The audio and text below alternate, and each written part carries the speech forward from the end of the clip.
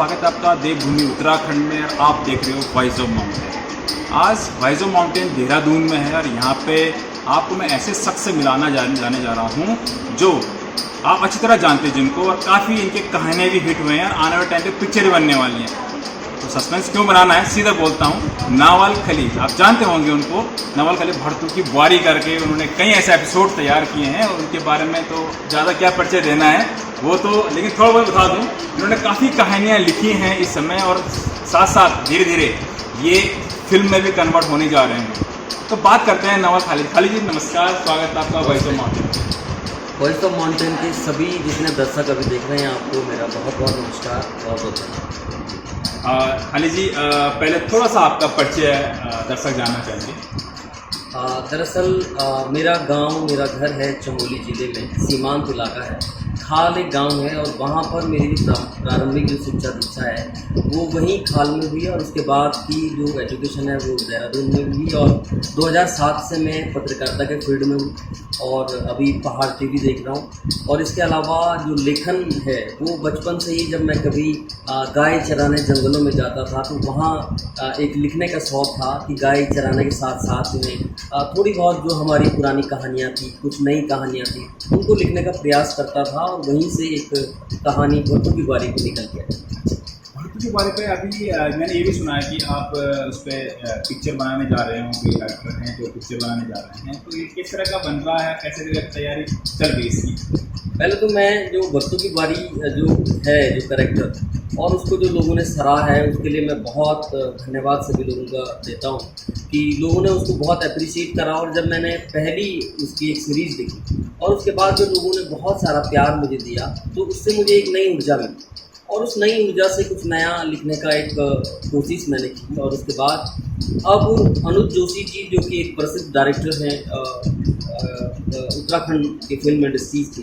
वो अब इस पर जो है एक वेब सीरीज भी तैयार कर रहे हैं। वो अभी इस पर काम चल रहा है और जल्दी लोग जो हैं एक नाट्य रूपांतरण के रूप में कहीं ना कहीं भरतू की बारी को देख पाएंगे। सर जैसे आपने कहा कि आप फिलहाल अभी पहाड़ टीवी में काम कर रहे हो, एज ए डायरेक्ट एडिटर आप काम कर रहे हो, तो आपको न्यूज़ में कितना समय हो चुका है अब तक, जानना चाहेंगे दर्शक। मैं लगभग 2007 से जो है पत्रकारिता के फील्ड में जुड़ा हूँ और दरअसल बचपन से एक जुनून था, एक वो था कि भाई कहीं ना कहीं पत्रकारिता एक ऐसा फील्ड है जहाँ हम लोगों की आवाज़ उठा सकते हैं, जहाँ हम जो मुद्दे हैं, जन मुद्दे हैं, उनको हम पत्रकारिता के साथ जो है उस बात को कह सकते हैं और जो बड़े अधिकारी हैं, जितने नेता हैं, उनसे जो समस्या है उनका समाधान भी जान सकते हैं। तो वहीं से एक सीखने की प्रेरणा मिली और धीरे धीरे आज पहाड़ टीवी को लोगों ने बहुत सम्मान दिया, बहुत प्यार दिया और आज पहाड़ टीवी पूरे उत्तराखंड की गाँव-गाँव में, चाहे वो धारचूला हो या नीतीमाण हो, वहाँ तक देखा जाए। पहाड़ टीवी जैसा आपने कहा, क्योंकि आप कई जगह रिपोर्टर भी हैं और काम भी कर रहे हैं, अगर बात करें हम पहाड़ों की, क्योंकि हम ये देखते हैं कि पहाड़ों में, सर एक थोड़ा जनरल सवाल पूछना चाहूँगा आपको कि पहाड़ों में हम लोग रह रहे हैं, हमें पता है वहाँ क्या स्थिति, आप लोग रहते हैं वहीं पर, फैमिली आपकी वहीं है पहाड़ों में, किन किन चीज़ों का हम लोगों को सामना करना पड़ता है, क्या क्या चीज़ें अभी तक पत्रकार में आपने कई सवाल उठाए होंगे, चाहे वो सरकार की उठाए होंगे, स्वास्थ्य विभाग की उठाई होंगी, तो क्या क्या चीज़ें आपकी लगती, क्या क्या कमियाँ हैं, पलायन जो हो रहा है लगातार, उसके बारे में आपको क्या कहना? देखिए, मूल मुद्दा तो रोजगार, जिसकी वजह से पलायन, ये कोई भी व्यक्ति नहीं चाहता कि वो अपनी माटी से दूर चले जाए और अपनी जन्मभूमि को छोड़ दे, लेकिन यदि उसके पास जो है रोजगार के संसाधन मुहैया हो जाएं, सरकारें कुछ ऐसी नीति जो है युवाओं के लिए बनाएं ताकि वो घर बैठे एक स्वरोजगार का एक मॉडल डेवलप कर पाए, तो मुझे लगता है कि पलायन पे भी कुछ हद तक रोक लगेगी। क्योंकि जो हमारे युवा हैं, पिछली बार आपने देखा कोविड काल में बहुत सारे युवा घर आए, वापस लौट के आए और मुख्यमंत्री स्वरोजगार योजना का भी जो है सरकार ने कहा कि हम उसको चला रहे हैं, लेकिन मैं आपको सच कहूँ तो 10% युवाओं को भी उसका लाभ नहीं मिल पाया। क्यों? क्योंकि जो है जब बैंक में कोई युवा जाता है तो उससे गारंटर मांगे जाते हैं, तमाम तरह की फॉर्मेलिटीज़ होती हैं जो वो पूरी नहीं कर पाता है और इस वजह से युवा उस स्वरोजगार करने का मॉडल तो उनके पास था, वो दिल्ली, मुंबई, चंडीगढ़ तमाम जगह पर देख चुके थे कि लोग घरों में कैसे स्वरोजगार कर रहे हैं, लेकिन वो डेवलप करना चाहता था लेकिन उसके पास पैसा नहीं था और इस वजह से वो जो है मजबूरन फिर से जो है वापस चला गया। कुछ जो लोग हैं वो लोग जो है जरूर उन्होंने यहीं रह कर के कुछ काम शुरू किए, लेकिन विपणन की एक बड़ी समस्या है, मार्केटिंग की एक बड़ी समस्या है। मशरूम का जैसे लोगों ने उत्पादन किया, लेकिन इसको अब बेचे कहाँ? आपके जो है जो मुर्गी पालन है उसको लोगों ने किया, लेकिन ये एक विपणन की बड़ी समस्या। तो मुझे लगता है कि सरकार को कहीं ना कहीं युवाओं के लिए एक नीति तैयार करने की आवश्यकता है, स्वरोजगार की नीति, जिस नीति के तहत सिंगल विंडो सिस्टम हो, और उस सिंगल विंडो सिस्टम में लोन से लेकर के जो प्रोजेक्ट हैं उनसे लेकर के और फाइनल जब तक उसका प्रोजेक्ट जमीन पर तैयार नहीं हो जाता तब तक सरकार उस पर बराबर निगरानी सरकार को बनानी चाहिए और उसको सपोर्ट करना चाहिए। बिल्कुल आपने सही कहा कि सबसे बड़ी प्रॉब्लम आती है मार्केट की। कई लोग अभी योजनाएं चल रही हैं, जैसे कि मुर्गी फार्म, आपने कहा कि मुर्गी फार्म का चल रहा है, कृषि विभाग भी दे रहा है, ब्लॉक के स्तर पर भी अब स्कीम बकरी बाड़ा हो गया और कई जैसे स्कीम है सरकार के आगे भी चल रही है, लेकिन हाथल पे कितना हो रहा है क्या उसे देखने के लिए कोई नहीं है। बिल्कुल आपने सही कहा सर। चलो ये बात हमारी राजनीति की है, ये बात हमारी पहाड़ों में कमियों की। अब बात करते सीधा आते हैं भर्तू की बुआरी पे। ये जो भर्तू की बुआरी का जो आपने पूरे वर्णन किया है, किस तरह से आपने जो कहानी का जो आपने जिज्ञासा बढ़ जाती है, एक बात पढ़ो उसको ना, धीरे धीरे जिज्ञासा बढ़ती रहती है आगे क्या होगा, इसके बाद क्या होगा। तो इस तरह का आप कैसे करके इस तरह की चीज़ें आपको लगी, क्योंकि फौजी उसके बाद लेडीज जो गाँव में रहती है, भर्तू की बुआरी क्या क्या सोचती है, वो किस तरह सोचती है, मॉडर्न टाइम में जैसे शहर का और हमारा पहाड़ों का एक अलग डिफरेंट वो है, ये कैसे कैसे दिमाग में आया, कैसे आपने ये इसको लेखन बताया?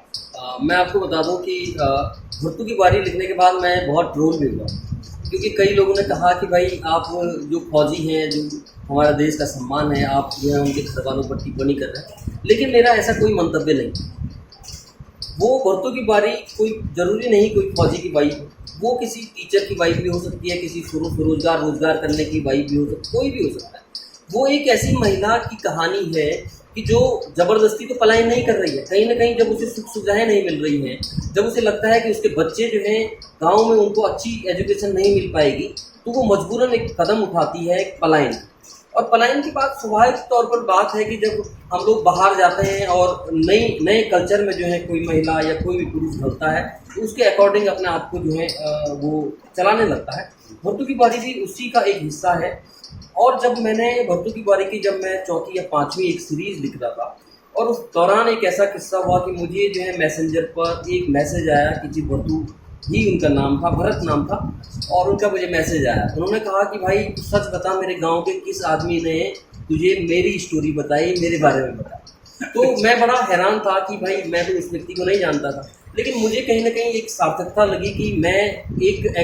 हकीकत कहानी लिखने में कहीं ना कहीं सफल हो रहा हूँ, और एक ऐसी कहानी जिसे व्यक्ति मान के चला है कि वो सेम मेरी कहानी है, क्योंकि उन्हीं दिनों उसने जो है अपने बच्चे देहरादून शिफ्ट किए थे। और जो बचपन में भर्तू ने खैरी खाई थी, मतलब जो खैरी आप समझते होंगे कि भर्तू का जीवन जो है, जो बचपन था वो बहुत कठिनाई में गुजरा था। उसका भी मैंने उसमें वर्णन किया था कि जब वो कभी बाजार में जाता था और जब कांच के जो है उसमें मिठाई की दुकान में गुलाब जामुन देखता था तो उसको खाने का बहुत मन करता था, लेकिन उस समय उसके पास पैसे नहीं होते।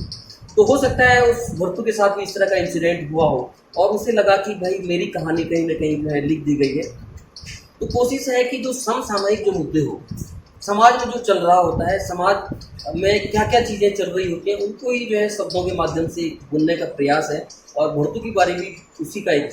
बिल्कुल आपने सही कहा। कोई होता है देहरादून में तो लगभग मतलब वही सच्चाई, आप एक कामयाब हो गए उस सच्चाई को लिखने में, क्योंकि आम जीवन में उस चीज़ें काफ़ी लोग पढ़ रहे थे उस टाइम पे, ये भी देखते हाँ यार बात तो सही है इसकी, तो कहानी लिखी है। चलो ठीक है सर, आपके साथ बात करके बहुत अच्छा लगा। वॉइस ऑफ माउंटेन पे आपने समय दिया, तब तक ये धन्यवाद। देखते रहे दोस्तों वॉइस ऑफ माउंटेन देहरादून से।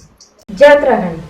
पहाड़ से जुड़ी खबरों को वॉइस ऑफ माउंटेन्स आपके लिए लगातार ला रहा है। यदि आपने हमारा चैनल अभी तक सब्सक्राइब नहीं किया तो प्लीज़ सब्सक्राइब कीजिए, घंटी बजाइए, शेयर कीजिए, कमेंट्स कीजिए और लाइक जरूर कीजिए। देखते रहिए वॉइस ऑफ माउंटेन। ए